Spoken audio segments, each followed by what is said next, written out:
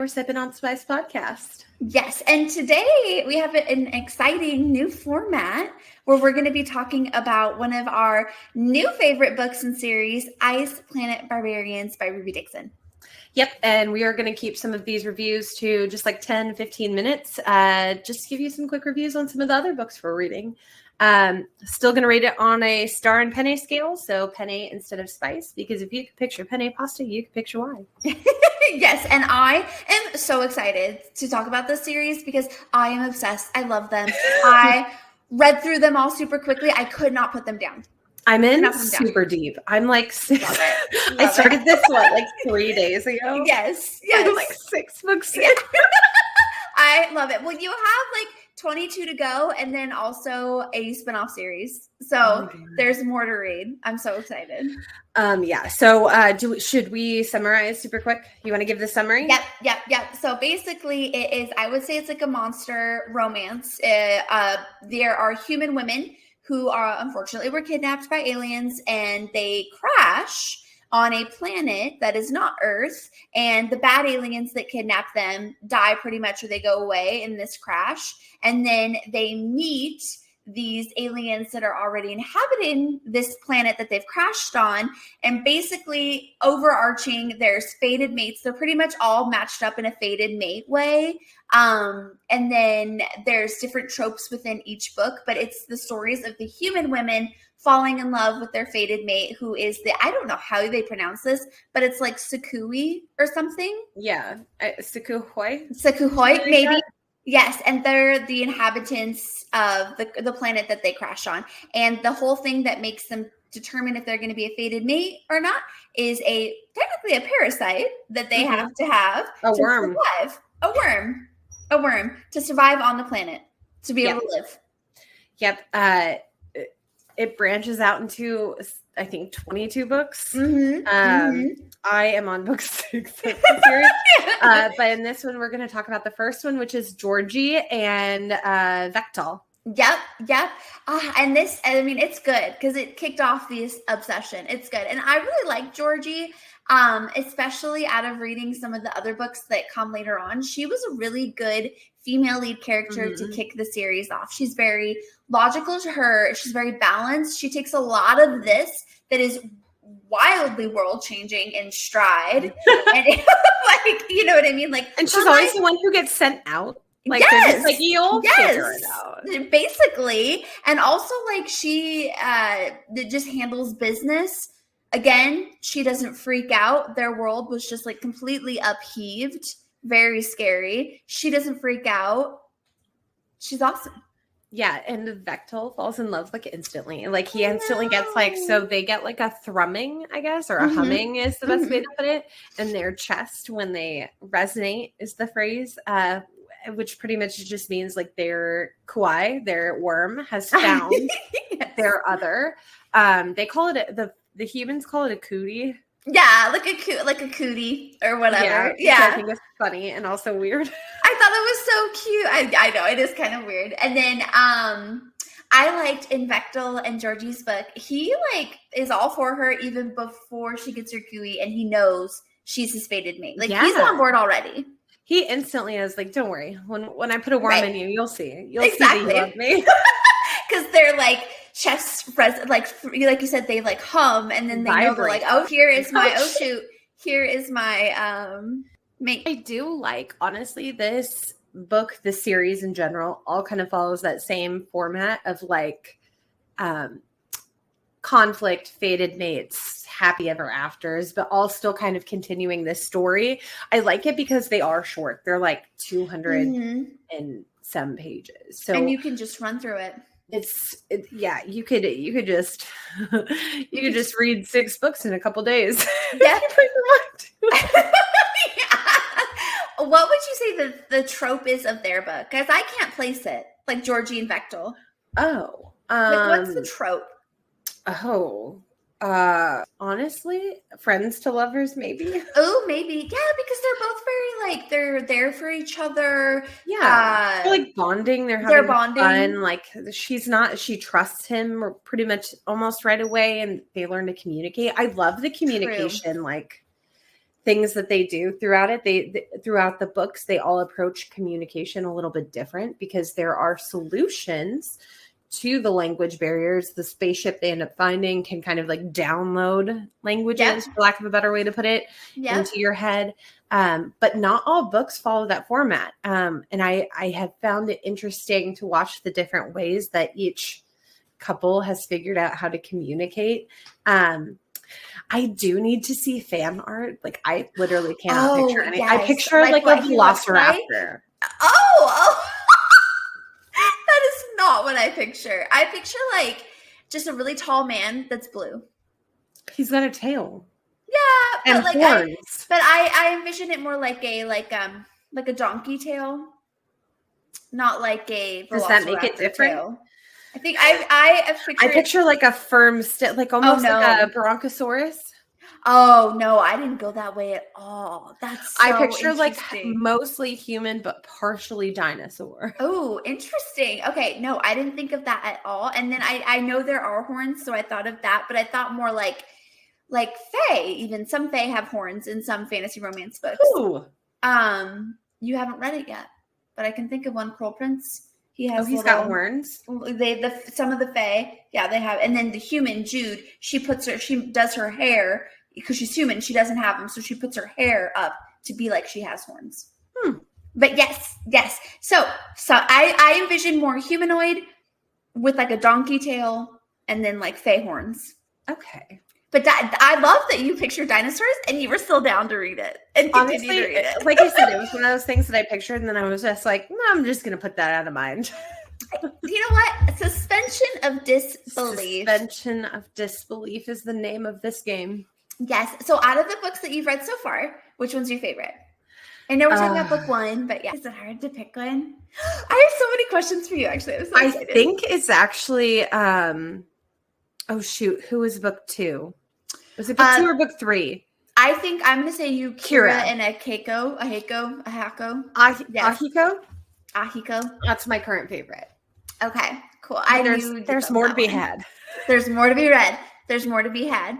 I personally think that if you picked up this book and thought, yeah, I think you keep going. I did. Yeah. I think you read the whole series. Absolutely. It's a big hear me out. But once you get there, it's amazing. And what I also love about this is what I loved about Morning Glory Milking Farm too. It is technically a monster romance. Sure. Both of them, this series and that book, but it's like really wholesome. Yeah. Yeah. I think it's what I like about this series is every male lead is incredibly likable on their own. I think the female leads are actually the only ones I've ever been like annoyed with, but even then I haven't found anybody I dislike per se. Cool. Yeah, I think the male leads are all hopelessly devoted. They are hopelessly devoted. Yes, they are. They all pine and they're like obsessed with their female leads. Absolutely. Absolutely. What's your favorite currently? Oh, my ultimate favorite after the whole series is it's Hayden and Josie. That's who I'm on right now. Okay, yeah. I'm like, hang on, I'll tell you. I'm excited. 60 pages into it. This one's only 242 pages. And they have really cute epilogue stories and stuff. Not all of them. Oh, no, she does like novellas after. Like she does a compilation of short stories of novellas set later. Okay. And Hayden and Josie are often in those. And I love them. Oh, so yes. I bought the first book because I found it at a secondhand store that you and I go to. So I saw it and I was like, you know what? I'm buying it. Yeah. That one came with like 100 pages of epilogue. Yeah, that would have been a long one. Yeah. I was like, I don't This is the one time I'm gonna say I don't need the epilogue. You wanted a note epilogue? At the end of the series, maybe.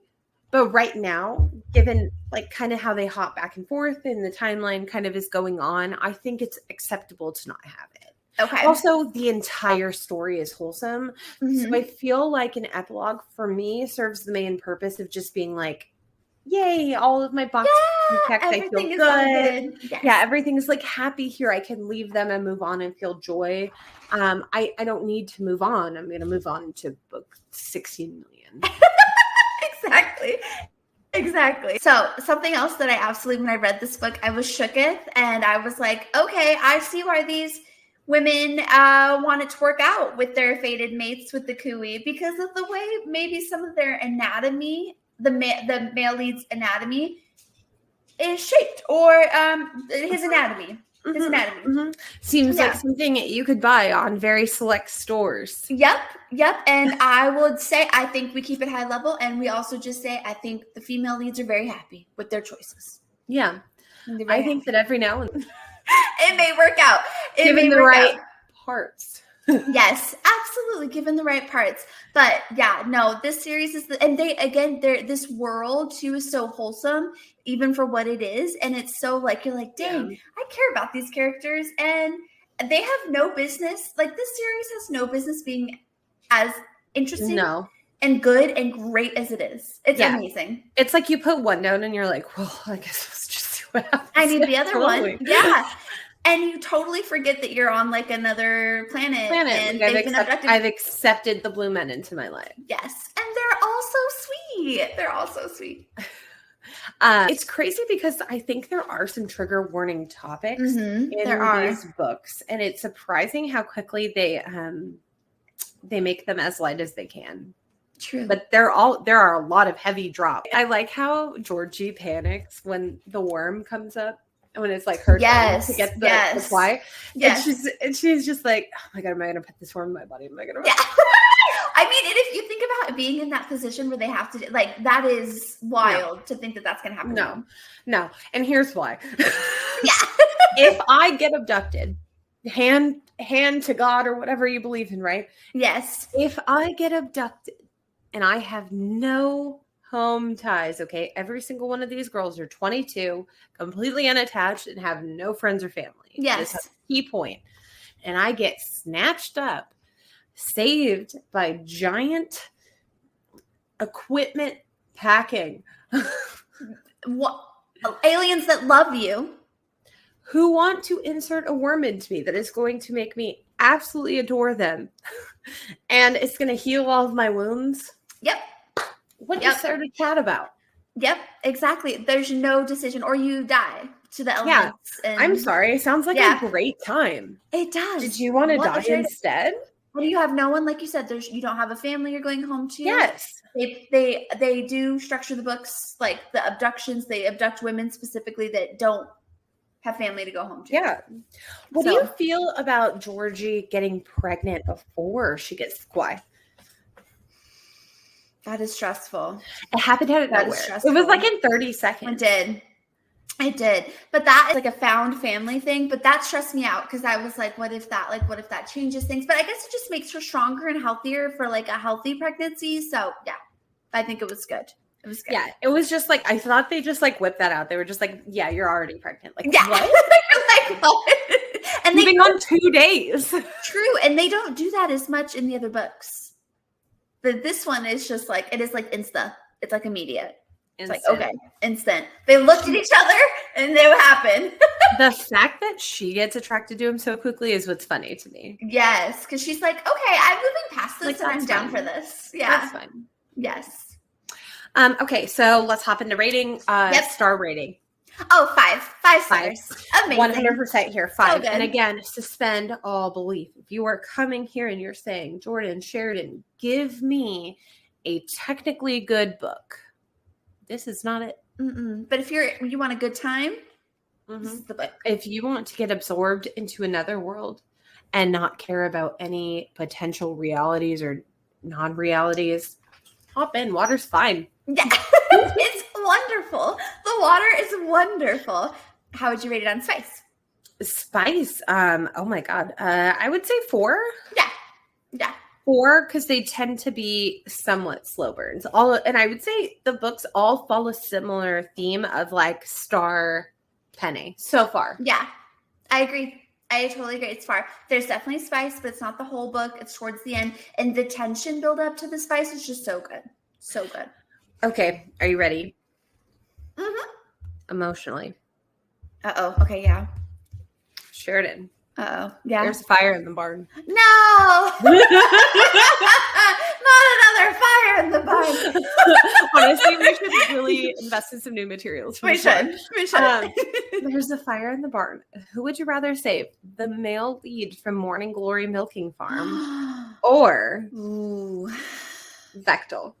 Honestly, as much as I love Morning Glory Milking Farm, no competition, Bechtel. Like, I'm sorry. I honestly think that's a good pick. Yeah. I do agree with that pick. Yeah. It's hard. They're both equally as wholesome, which is why I wanted to bring it up. Yes. But the Blue Men, they know what they're doing. They know what they're doing. And honestly, there's no thirst buster energy. No. Normal. No. And like, it's, you have to suspend your disbelief, yes, but in the Morning Glory Milking Farm, you really have to suspend disbelief. Like, you are out there. This is your belief, and you are out there. So, yeah. Now, another question. Yes. If you had to choose a world to land in, would you rather live in the Morning Glory Milking Farm universe, or would you actually land on this alien planet? Morning Glory Milking Farm universe, just because they have amenities, plumbing.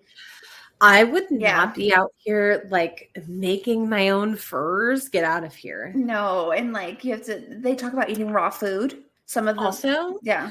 Would you be a lady in the snow and a freak in the furs? It just does not happen. Right. Also, the whole. I have questions on bathing. I have questions on lots of things. So, Morning Glory Milk Farm universe. What about you? I totally agree. Yeah. I am not made for the nature life. Do you think that there would ever be a point where they return home? If in the future they're presented an opportunity, don't you feel like they should go home? How would you take the aliens home? The eldership. No, but how would you be like, okay, I live in Arizona, or I live in California, or I live in yada yada Earth somewhere. I'm going to bring this big blue person, and he's my husband. Here are my half blue people. Not to human world. I think that they should go home to the aliens world. Their actual world. Yes. Remember the ship crashed. Yes. This is a vacation. I feel like there's got to be a book where they all get taken home.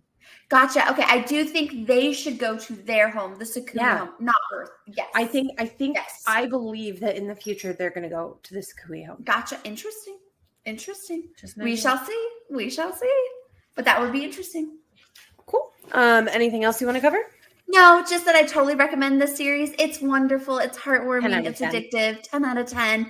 Got to read them all. So good. Yes, it is. It is the biggest. Hear me out. You are right. But the second I picked it up, I was like, well, I need this. There goes my weekend. You're like, this is what I will be doing. Oh, awesome. Well, you heard it here through the grapevine. If you liked what you heard, you can follow us on Instagram, TikTok, YouTube. And also, if you like this, please like and subscribe. We are going to do more shorter content reviews, but you can also see some of our longer form ones. They're going to be more fantasy based, but we're going to continue doing some of these shorter formats for some of our favorite indie authors and other books we read along the way. Yes. And we're excited to release more of this type of content. So